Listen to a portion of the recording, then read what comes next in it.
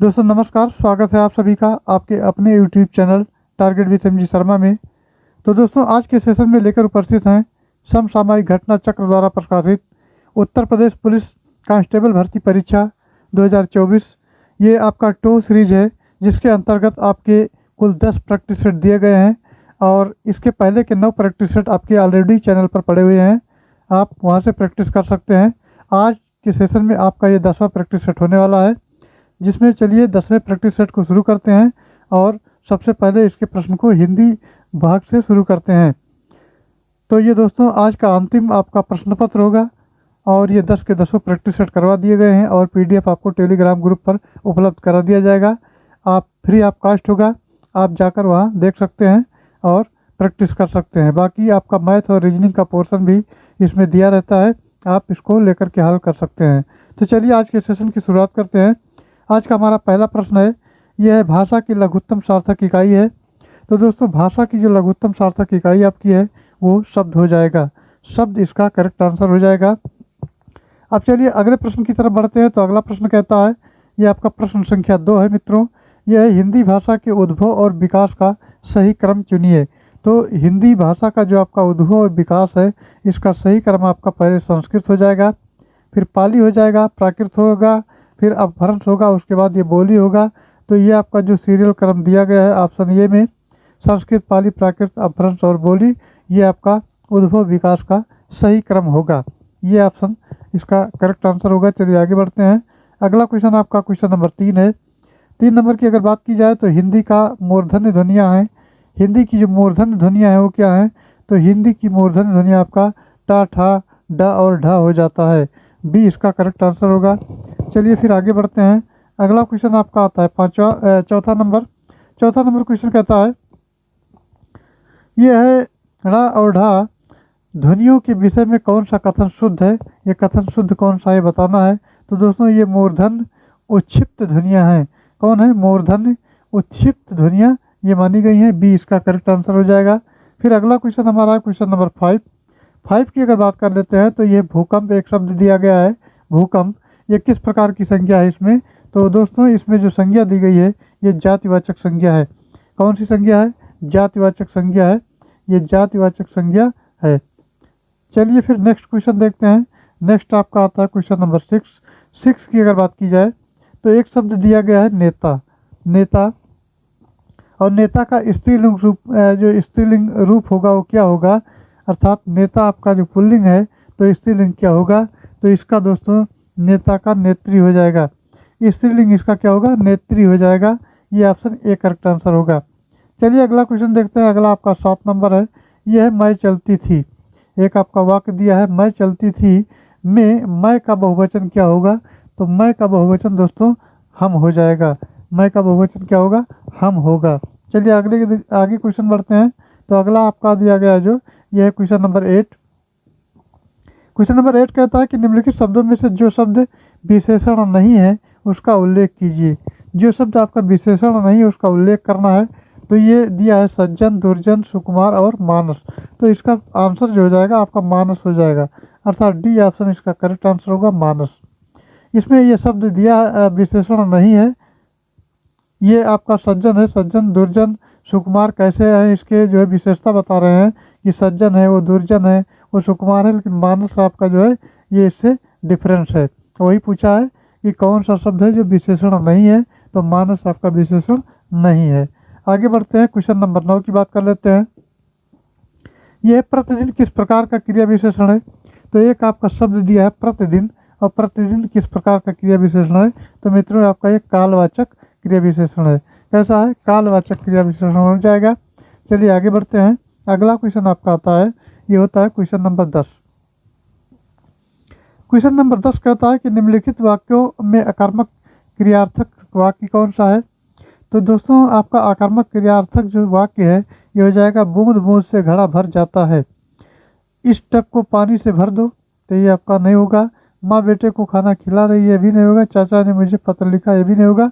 तो आपका जो सही उत्तर होगा ये मित्रों ए वाला हो जाए, बूंद बूंद से घड़ा भर जाता है। ये यथार्थ सत्य है। फिर आगे बढ़ते हैं। आपका 11वां नंबर आता है। 11वां नंबर क्वेश्चन कहता है कि माँ ने बाजार से ये अंडरलाइन किया है कपड़ा खरीदा है, माने बाजार से कपड़ा खरीदा है। रेखांकित शब्द का कारक बताइए, तो कारक माने बाजार से, कर्ता ने कर्म को कर्ण से, संप्रदान के लिए अपादान से, इस तरह आपका कर्ता ने कर्म को और कर्ण से, तो कर्ण आपका हो जाएगा से के कर्म में, तो एक कपड़ा आपका खरीदा है बाजार से, तो ये आपका कर्म कारक हो जाएगा, अर्थात सी ऑप्शन इसका सही उत्तर होगा। चलिए आगे बढ़ते हैं, क्वेश्चन नंबर 12 की बात करते हैं। तो ये वो आई हो तो मेरी चिट्ठी उसे दे देना, वो आई हो तो मेरी चिट्ठी उसे दे देना में कौन सा काल है? तो दोस्तों इसमें काल की अगर बात करें तो इसमें संभाव्य वर्तमान काल है। इसमें कौन सा काल है? इसमें काल जो आपका हो जाएगा वो संभाव्य वर्तमान काल हो जाएगा। चलिए आगे बढ़ते हैं, अगला आपका क्वेश्चन नंबर 13 है। 13 नंबर कहता है यह निम्नलिखित में से कौन सा भाववाच्य का उदाहरण है? तो दोस्तों भाववाच्य में आपका ऑप्शन दिया है, मैंने पुस्तक पढ़ी, पुस्तक पढ़ी जाती है, आम खाया जाता है, धूप में चला नहीं जाता। तो इसका जो उत्तर होगा दोस्तों वो आपका डी वाला हो जाएगा, धूप में चला नहीं जाता है। ये आपका भाववाच्य है, ये भाववाच्य का उदाहरण है, धूप में चला नहीं जाता, इसका उत्तर हो जाएगा। चलिए आगे बढ़ते हैं, 14 नंबर देखते हैं। ये है आहा, ये आप एक्सक्लेमेशन मार्क लगा हुआ है, आप आ गए। वाक्य में आहा शब्द क्या है? तो आहा शब्द मित्रों आपका जो है वो अव्यय है। कौन सा शब्द है? अव्यय शब्द है वो। चलिए आगे बढ़ते हैं, 15 नंबर क्वेश्चन देखते हैं। तो यह निम्नलिखित में से गिद्ध का तत्सम रूप कौन सा है? तो दोस्तों गिद्ध का जो तत्सम रूप है वो गृध्र है। गिद्ध का क्या है? गृध्र है। फिर 16 नंबर देखते हैं, 16 नंबर कहता है यह निम्नलिखित में से तद्भव शब्द है। तो तद्भव कौन सा है? आपका 14 जो है ये तद्भव शब्द है। फिर 17 नंबर क्वेश्चन की बात करते हैं, तो 17 नंबर कहता है ये पक्षी शब्द का पर्यायवाची है। तो पक्षी आपका द्विज माने पक्षी होता है, तो द्विज आपका करेक्ट आंसर हो जाएगा। पक्षी का जो पर्यायवाची शब्द होगा द्विज होगा। अब बढ़ते हैं 18 नंबर क्वेश्चन की तरफ। 18 नंबर कहता है अपसरण का विलोम है। तो दोस्तों अपसरण का जो विलोम हो जाएगा वो अभिसरण हो जाएगा। अपसरण का विलोम क्या होगा? अभिसरण होगा, ये इसका सही जवाब हो जाएगा। अगला क्वेश्चन आपका है 19 नंबर। 19 की अगर बात करी जाए तो ये आपका निम्नलिखित में से असंगत यानी गलत बताना है, विलोम शब्द युग्म कौन सा है? तो इसमें विलोम शब्द दिया है और कौन सा विलोम शब्द जो है असंगत है ये बताना है। तो ये घात का प्रतिघात हो जाएगा, प्रसारण का संकुचन हो जाएगा, शाश्वत का आपका सदैव है तो ये गलत हो जाएगा, और खग का मृग हो जाए तो ये आपका गलत हो जाएगा। चलिए आगे बढ़ते हैं, फिर अगला क्वेश्चन आपका है 20। क्वेश्चन नंबर 20 की अगर बात कर लेते हैं तो 20 नंबर कहता है इनमें से कौन सा शब्द मद का समानार्थी नहीं है? नहीं पूछा गया है, तो मद का जो समानार्थी शब्द नहीं वो आपका शिथिल नहीं है। शिथिल इसका करेक्ट आंसर हो जाएगा। अब आते हैं 21 नंबर क्वेश्चन। 21 नंबर कहता है कि निम्न विकल्पों में से अनेकार्थी शब्द समूह पहचान कर चिन्हित कीजिए। तो दोस्तों इसमें अनेकार्थी शब्द जो होगा यानी अनेक अर्थ होंगे, उसके अंग होगा, अवयव होगा, अंश होगा और शरीर होगा, ये आपका बी वाला ऑप्शन करेक्ट आंसर हो जाएगा।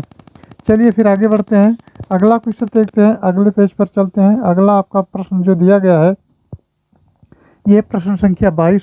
प्रश्न संख्या अगर 22 की बात करें तो ये राज्य द्वारा निकाला गया आधिकारिक आदेश, यानी राज्य के द्वारा अगर कोई आधिकारिक आदेश निकाला गया है तो इस वाक्य के लिए एक शब्द अगर प्रयोग करना है उसको तो क्या कहेंगे? तो उसको मित्रों अध्यादेश कहा जाता है।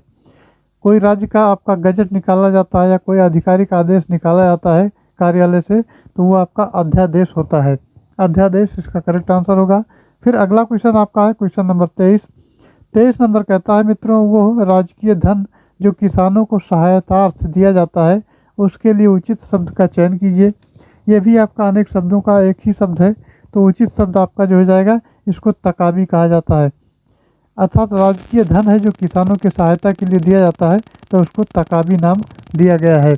चलिए अब 24 नंबर देखते हैं मित्रों। 24 नंबर कहता है कि नीचे दिए गए वाक्य के लिए सही मुहावरा बताइए। तो सही मुहावरा यानी आपका एक वाक्य दिया गया है और वाक्य क्या है?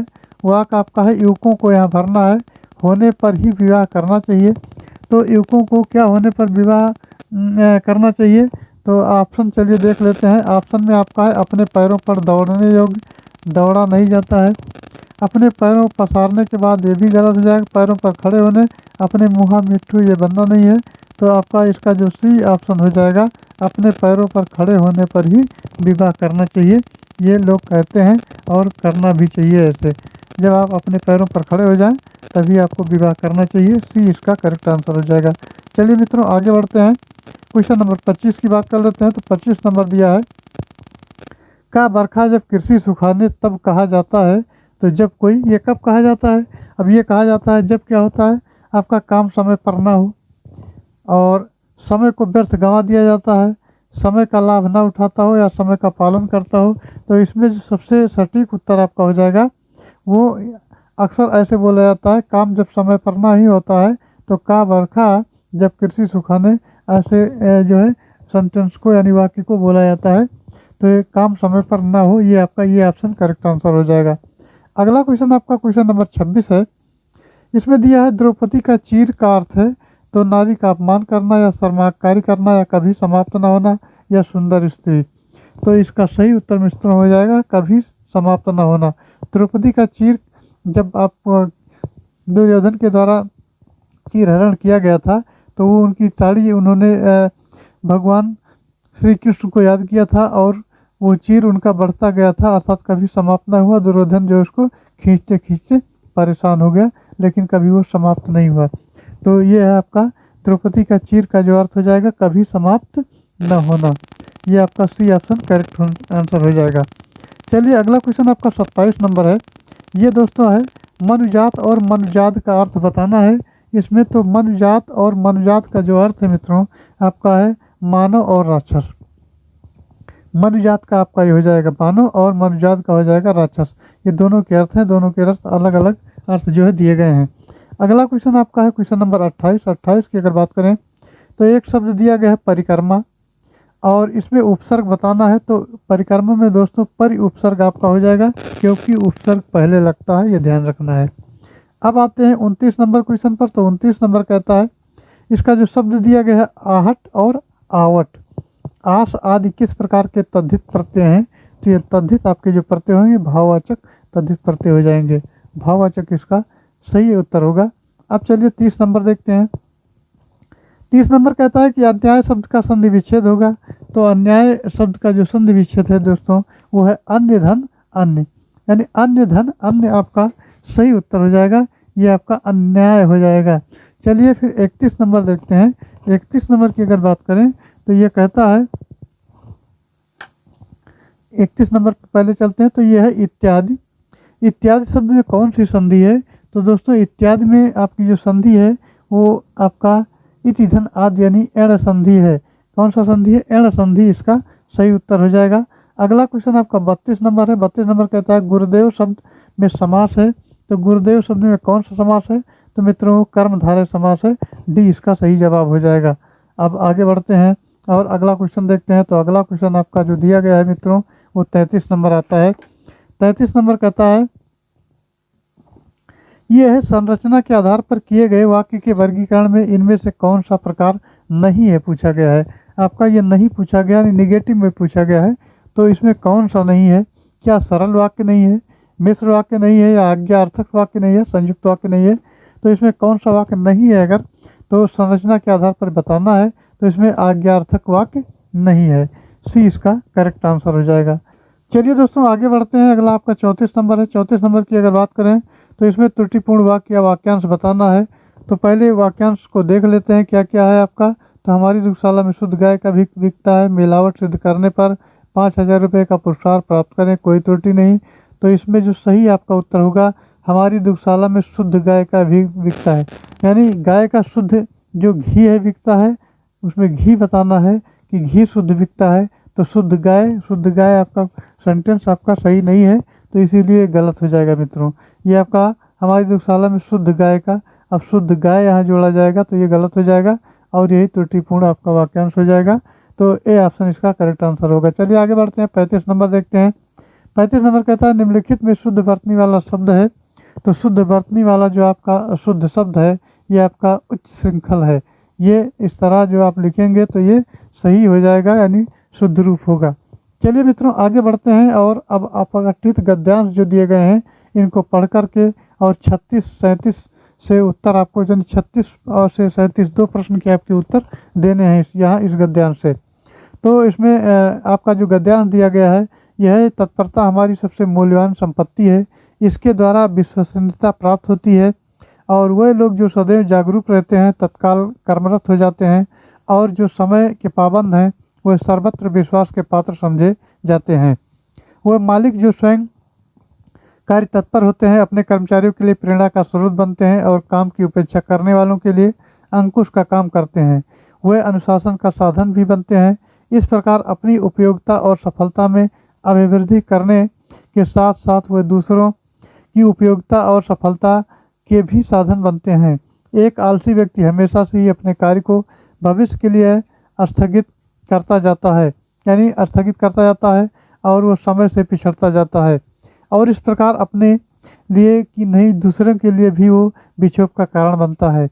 उसकी सेवाओं का कोई आर्थिक मूल्य नहीं समझा जाता और कार्य के प्रति उत्साह और उसे शीघ्रता से संपन्न करना कार्य तत्परता के दो प्रमुख आपके उपादान हैं जो समृद्धि की प्राप्ति में उपयोगी बनते हैं। तो आपका ये इस तरह गद्यांश दिया गया है। अब इसमें दो प्रश्न बनते हैं। पहला है आपका उपयुक्त अवतरण का उपयुक्त शीर्षक दीजिए। तो दोस्तों इसमें आपका जो एक गद्य है इसमें बताना है कि इसका उपयुक्त शीर्षक कौन है। तो इसका उपयुक्त शीर्षक हो जाएगा कार्य तत्परता हो जाएगा। इसके मित्रों आपका सी वाला ऑप्शन करेक्ट आंसर हो जाएगा। एक प्रश्न इस पर आधारित और है 37 नंबर। इस प्रश्न को देख लेते हैं। तो ये जीवन में सफल सिद्ध होने के लिए आवश्यक उपादानों में से एक का प्रमुख उपादान क्या है। तो वो उपादान आपका जो हो जाएगा वो तत्परता, क्योंकि आपका ये इस पूरे गद्यांश में मिला है तत्परता। चलिए अब ये तो रहा हिंदी का भाग। अब चलिए देखते हैं सामान्य ज्ञान का। सामान्य ज्ञान के प्रश्नों की अगर बात करें तो इसमें हमारा 38 नंबर क्वेश्चन है। यह नवंबर 2023 में भारतीय राष्ट्रीय आपका भुगतान निगम यानी NPCI ने किसे UPI सेफ्टी एम्बेसडर नियुक्त किया है। तो ये आपका सही उत्तर मित्रों हो जाएगा, वो हो जाएगा पंकज त्रिपाठी, अर्थात सी ऑप्शन इसका करेक्ट आंसर हो जाएगा पंकज त्रिपाठी। चलिए फिर आगे बढ़ते हैं। अगला क्वेश्चन आपका है 39 नंबर। 39 की अगर बात करते हैं तो यह निम्नलिखित में से कौन सुमेलित है। इसमें कौन सुमेलित है ये बताना है। तो सुमेलन के क्रम में अगर देखा जाए तो इसमें है बखिरा वन्यजीव अभ्यारण्य उन्नाव में है, ओखला पक्षी अभ्यारण्य ललितपुर में है, सांडी पक्षी अभ्यारण्य हरदोई में है और महावीर स्वामी वन्यजीव अभ्यारण्य बस्ती में है। तो इसमें बताना है कि कौन सही सुमेलित है। तो सब के सब गलत है, एक आपका सही है और सही कौन सा है, सांडी पक्षी विहार अभ्यारण्य आपका हरदोई में है, ये करेक्ट आंसर हो जाएगा। और आपका हरदोई जो पड़ता है ये उत्तर प्रदेश में पड़ता है, ध्यान रखना है। तो फिर आगे बढ़ते हैं। अगला क्वेश्चन 40 नंबर है। 40 कहता है कि उत्तर प्रदेश की सर्वाधिक लंबी नहर प्रणाली है। तो वो दोस्तों शारदा नहर जो है उसकी सबसे लंबी प्रणाली है। अगला क्वेश्चन आपका 41 नंबर है। 41 नंबर में दिया गया है उत्तर प्रदेश में तेल शोधक कारखाना कहाँ पर स्थित है। तो तेल शोधक कारखाना मित्रों आपका मथुरा में स्थित है। कहाँ स्थित है, मथुरा में स्थित है। अब अगला क्वेश्चन आपका है 42 नंबर कहता है कि भारत का पहला ई-वेस्ट इको पार्क कहाँ स्थापित किया जाएगा। क्या बेंगलुरु में किया जाएगा, पुणे में किया जाएगा, नई दिल्ली में अथवा इंदौर में किया जाएगा। तो आपका ये सही उत्तर होगा दोस्तों, ये नई दिल्ली में किया जाएगा। ये सी ऑप्शन करेक्ट हो जाएगा, ये ध्यान रखना है। चलिए अब 43 नंबर की बात कर लेते हैं। चलिए दोस्तों आगे बढ़ते हैं। अगला क्वेश्चन आपका है क्वेश्चन नंबर 43 नंबर कहता है कोणार्क का सूर्य मंदिर किसने बनवाया था। तो दोस्तों कोणार्क के अगर सूर्य मंदिर की बात करें तो ये आपका जो 10 रुपये की मुद्रा है यानी 10 रुपये का नोट है नया वाला, इसके पीछे आपको ये देखने को मिल जाएगा कोणार्क का सूर्य मंदिर। तो चलिए फिर इसको इस फिगर इस प्रकार देख लेते हैं। इसमें आपका कोणार्क का सूर्य मंदिर दिया गया है और ये किसने बनवाया था ये पूछा गया है। तो ये दोस्तों प्रश्न इसका जो उत्तर हो जाएगा ये आपका हो जाएगा नरसिंहदेव वर्मन प्रथम चोटगंगीय ने बनवाया था। नरसिंहदेव वर्मन प्रथम चोटगंग, ये बी ऑप्शन इसका करेक्ट आंसर होगा। अब आते हैं 44 नंबर क्वेश्चन पर। तो 44 नंबर कहता है किस रंग के प्रकाश की तरंग दैर्घ्य सबसे कम होती है। तो मित्रों सबसे कम जो तरंग दैर्घ्य होती है आपकी बैगनी की होती है, बैगनी, ये ध्यान रखना है। चलिए और दोस्तों एक बात और बता दें कि आपका जो ये मुद्रा संबंधी प्रश्न आते हैं परीक्षाओं में अक्सर पूछे जाते हैं। तो जितने भी आपके मुद्रा हैं 500, 1000, 2000, 10,000 पुराने और नए नोटों का जो भी आपका मुद्रा के पीछे ये चित्र छपे होते हैं। इससे संबंध में एक दो प्रश्न अवश्य मिलते हैं, परीक्षाओं में अक्सर देखने को मिलते हैं। तो इसका एक सेपरेट वीडियो आपको बनाया गया है और आपके प्लेलिस्ट विविध नाम से उसमें जो है ऐड कर दिया गया है। आप जाकर चैनल पर और प्लेलिस्ट में जाकर विविध में आप ये मुद्रा वाला देख सकते हैं। इसमें सारे मुद्रा जितने भी आपके 10, 20, 50, 500 और 1000, 2000 के नोट हैं, उनके पीछे कलर, साइज सब कुछ इसका सेपरेट वीडियो बनाया गया है। तो इस वीडियो के डिस्क्रिप्शन में लिंक दे दूंगा, आप वहां से देख सकते हैं।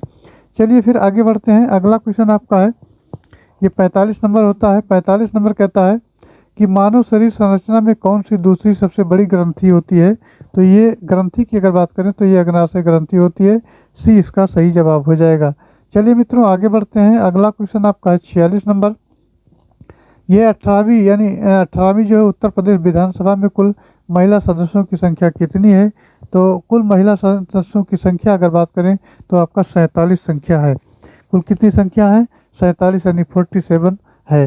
चलिए आगे बढ़ते हैं। 47 नंबर का क्वेश्चन भी आ गया, देख लेते हैं। तो ये आपका धर्म आदि के आधार पर विभेद का प्रतिषेध भारत के संविधान का अनुच्छेद जो 15 है एक मूल अधिकार है जिसे इसके अधीन वर्गीकृत किया जाएगा। तो ये आपका जो वर्गीकरण होगा मित्रों, ये समता का अधिकार हो जाएगा। समता का अधिकार यानी डी ऑप्शन करेक्ट आंसर होगा। चलिए अगला क्वेश्चन देखते हैं। अगला क्वेश्चन कहता है उत्तर प्रदेश के किस शहर में पागल बाबा मंदिर स्थित है। तो पागल बाबा मंदिर जो आपका स्थित है मित्रों, वो वृंदावन में स्थित है। आपका जो उत्तर प्रदेश में है और शहर है वो पागल बाबा मंदिर आपका वृंदावन में स्थित है, ये ध्यान रखना है। फिर आते हैं 49 नंबर पर। 49 नंबर कहता है कि स्कर्वी रोग किस विटामिन की कमी के कारण होता है। तो मित्रों आपका स्कर्वी विटामिन सी की कमी के कारण होता है और विटामिन डी की कमी के कारण आपका रिकेट्स होता है। ये के कारण आपका रतौंधी होता है और विटामिन बी की कमी से बेरी होता है। तो ये आपके रहे विटामिन से संबंधित प्रश्न। आप चलिए आगे बढ़ते हैं। अगला क्वेश्चन अगर आपका बात की जाए तो ये आता है 50 नंबर। 50 नंबर कहता है कि उत्तर प्रदेश स्वामी विवेकानंद ऐतिहासिक पर्यटन यात्रा योजना उत्तर प्रदेश सरकार द्वारा किसके आरंभ की गई है। तो ये मजदूरों के लिए आरंभ की गई है। डी इसका करेक्ट आंसर हो जाएगा। चलिए दोस्तों अगला क्वेश्चन देखते हैं। अगला क्वेश्चन आपका है 51 नंबर। 51 की अगर बात की जाए तो है निम्नलिखित अंगों में से कौन सा अंग पितरस का स्राव करता है। तो आपका लीवर यानी यकृत होता है। यकृत इसका सही जवाब होगा। चलिए आगे बढ़ते हैं। अगला क्वेश्चन है 52 नंबर। 52 नंबर कहता है कि चालुक्य वंश का सबसे महान शासक कौन था। तो मित्रों चालुक्य वंश का जो सबसे महान शासक था वो पुलकेशिन द्वितीय था। सी इसका करेक्ट आंसर होगा। फिर अगला क्वेश्चन है 53। 53 नंबर कहता है कि उत्तर प्रदेश में होली के त्यौहार पर लठमार होली मनाई जाती है। अब लठमार होली जो मनाई जाती है दोस्तों वो बरसाना में मनाई जाती है। बरसाना इसका करेक्ट आंसर हो जाएगा। चलिए आगे बढ़ते हैं। 54 नंबर देखते हैं। तो यह राज्य के खर्च पर हज की व्यवस्था करने वाला पहला भारतीय शासक था। कौन सा ऐसा पहला शासक था जो कि राज्य के खर्च पर हज की व्यवस्था उसने किया था। तो वो दोस्तों फिरोज शाह तुगलक यानी फिरोज तुगलक था। बी इसका सही जवाब होगा, फिरोज तुगलक। अगला क्वेश्चन आपका है 55। 55 नंबर कहता है कि बांग्लादेश की स्थापना किस वर्ष हुई थी। तो मित्रों बांग्लादेश की स्थापना 1971 में हुई थी। 1971 इसका सही जवाब होगा। अगला क्वेश्चन है 56। 56 नंबर कहता है कि निम्न में कौन सा राष्ट्रीय उद्यान या अभ्यारण्य राजस्थान में नहीं है। राजस्थान में नहीं पूछा गया है। विकल्प देख लेते हैं। रणथंभौर राष्ट्रीय उद्यान ये राजस्थान में है। फिर आता है सरिस्का राष्ट्रीय उद्यान, तो ये भी आपका है। फिर है जयसमंद वन्यजीव अभ्यारण्य, ये भी है। लेकिन राजा जी राष्ट्रीय उद्यान आपका ये नहीं है। तो डी इसका सही जवाब होगा, आपका हो जाएगा राजा जी राष्ट्रीय उद्यान, ये राजस्थान में नहीं है। चलिए अगला क्वेश्चन देखते हैं 57। 57 नंबर कहता है कि उत्तर प्रदेश दिवस कब मनाया जाता है। तो मित्रों उत्तर प्रदेश आपका दिवस जो मनाया जाता है 24 जनवरी को मनाया जाता है। 24 जनवरी को उत्तर प्रदेश दिवस मनाया जाता है। अब देखते हैं 58 नंबर क्वेश्चन। क्वेश्चन कहता है कि निम्नलिखित में से किसके पास भारतीय सुरक्षा बलों पर सर्वोच्च कमान प्राप्त है। तो इसका उत्तर होगा भारत के राष्ट्रपति। भारत के राष्ट्रपति इसका करेक्ट आंसर होगा। चलिए अगला क्वेश्चन देखते हैं 59। 59 नंबर कहता है लोकसभा आयोजित करने के लिए सापेक्षित गणपूर्ति यानी कोरम जो उसका होता है वो क्या है। तो कोरम की अगर बात करें तो आपका 1/10 ये सदस्यों का होना अनिवार्य होता है। गणपूर्ति मतलब 1/10 इसका सही उत्तर हो जाएगा। ये कोरम होता है। अब अगला क्वेश्चन देखते हैं 60 नंबर कहता है कि उत्तर प्रदेश में प्रथम विकलांग विश्वविद्यालय स्थापित किया गया है। तो कहाँ किया गया है? तो मित्रों ये चित्रकूट में किया गया है। चित्रकूट इसका सही आंसर हो जाएगा। चलिए दोस्तों आगे बढ़ते हैं। तो अगला आपका 61 नंबर क्वेश्चन है। 61 नंबर कहता है कि उत्तर प्रदेश की कुल स्मार्ट सिटी योजना में सम्मिलित जिले हैं। तो मित्रों कुल स्मार्ट सिटी योजना में सम्मिलित जिले जो हैं वो आपके हो जाते हैं 12। 12 इसका सही आंसर होगा, अर्थात ये ऑप्शन करेक्ट आंसर होगा। अब चलिए अगला क्वेश्चन देखते हैं। अगला क्वेश्चन आपका है, ये है मित्रों 62 नंबर कहता है। 62 नंबर कहता है कि भारत में किसके सुझाव पर सरकार द्वारा कृषि फसलों का अनुमूलन समर्थन मूल्य यानी एमएसपी जो है जारी किया जाता है। तो ये दोस्तों ऑप्शन आपका दिया है भारतीय रिजर्व बैंक है यानी आरबीआई, नाबार्ड है। उसके बाद में और ऑप्शन देख लेते हैं। तो और ऑप्शन की अगर बात करें तो आपका ये भारतीय खाद्य निगम यानी एफसीआई है, और कृषि लागत और मूल्य आयोग है। तो इसका जो सही उत्तर होगा दोस्तों ये आपका हो जाएगा कृषि लागत इकाई यानी कि डी वाला ऑप्शन होगा, कृषि लागत और मूल्य आयोग CACP, ये इसका करेक्ट आंसर हो जाएगा। चलिए आगे बढ़ते हैं, अगला क्वेश्चन देखते हैं। अगला क्वेश्चन की अगर बात करें तो आपका ये 63 नंबर है। 63 नंबर कहता है कि उत्तर प्रदेश के बजट जो 2023-24 में मुख्यमंत्री कन्या सुमंगला योजना के लिए कितनी राशि का प्रावधान किया गया है? तो दोस्तों वो राशि आपकी जो हो जाएगी वो हो जाएगी 1050 करोड़ रुपए। 1050 करोड़ रुपए इसका उत्तर होगा। अब चलिए 64 देखते हैं। तो ये कहता है कि एकाधिकार शब्द किससे संबंध है? तो एकाधिकार दोस्तों पूंजीवाद से संबंध है। पूंजीवाद से संबंध है, इसका सही उत्तर हो जाएगा। अगला क्वेश्चन है 65 की अगर बात कर लेते हैं तो ये उत्तर प्रदेश वित्तीय निगम की स्थापना कब हुई थी? तो मित्रों उत्तर प्रदेश वित्तीय निगम की स्थापना 1954 में हुई थी। ये ध्यान रखना है, 1954 ये आपको ध्यान रखना है। चलिए दोस्तों अगला क्वेश्चन देखते हैं। क्वेश्चन नंबर 66 की बात कर लेते हैं। तो ये डेंगू बुखार किस रोग वाहक द्वारा संचालित होता है? तो ये आपका ऑप्शन ये हो जाएगा एडिज एजिप्टी मच्छर होता है, इससे जो है रोग वाहक द्वारा ये संचालित होता है। चलिए अगला क्वेश्चन देखते हैं। क्वेश्चन नंबर 67 नंबर कहता है कि दो नदियों के बीच उपजाऊ भूमि को कहते हैं। तो ये आपका कम्युनिटी पोस्ट में भी डाला गया क्वेश्चन था। ये दोआब कहा जाता है। जैसे मान लीजिए कि आपका ये इस तरह सा ये उत्तर प्रदेश का नक्शा हो गया, और इस तरह ये बलिया यहाँ हो गया, इस तरह आपका उत्तर हो गया। यहाँ एक गंगा जी आई है, यहाँ यमुना, बीच के जो क्षेत्र का हो जाएगा दोआब क्षेत्र हो जाएगा। दो नदियों के बीच का क्षेत्र होगा वो दोआब हो जाएगा। तो ये आपका दोआब हो जाएगा। ये सी ऑप्शन करेक्ट आंसर होगा, ये दोआब हो जाएगा। चलिए आगे बढ़ते हैं, 68 नंबर देखते हैं। 68 नंबर कहता है कि कौन सा पर्वत हिमालयी श्रृंखला का अंग नहीं है, पूछा गया है। तो ये इसका क्वेश्चन आपका जो दिया गया था कि कौन सा हिमालयी श्रृंखला का अंग नहीं है, तो अरावली नहीं है। बाकी कामेट, नंदा देवी, काराकोरम सभी हिमालयी श्रृंखला के अंतर्गत आते हैं। अब आता है 69 नंबर। 69 की अगर बात करें तो है उत्तर प्रदेश में कोयले के भंडार पाए जाते हैं। तो ये कहाँ पाए जाते हैं दोस्तों? तो कोयले के भंडार जो होते हैं वो सिंगरौली क्षेत्र में पाए जाते हैं। अगला क्वेश्चन आता है 70 नंबर। 70 की अगर बात करें तो ये भारतीय मानक समय किस रेखांश पर अपनाया जाता है? तो ये दोस्तों 82.5 डिग्री यानी ईस्ट में अपनाया जाता है, पूर्व में अपनाया जाता है रेखांश पर। चलिए फिर आगे बढ़ते हैं। अब अगला क्वेश्चन आपका है 71 नंबर। 71 की अगर बात करें तो यह है भारत में सिविल सर्विस का सूत्रपात निम्नलिखित में से किसने किया? तो इसका उत्तर होगा लॉर्ड कॉर्नवालिस ने किया। लॉर्ड कॉर्नवालिस इसका उत्तर होगा।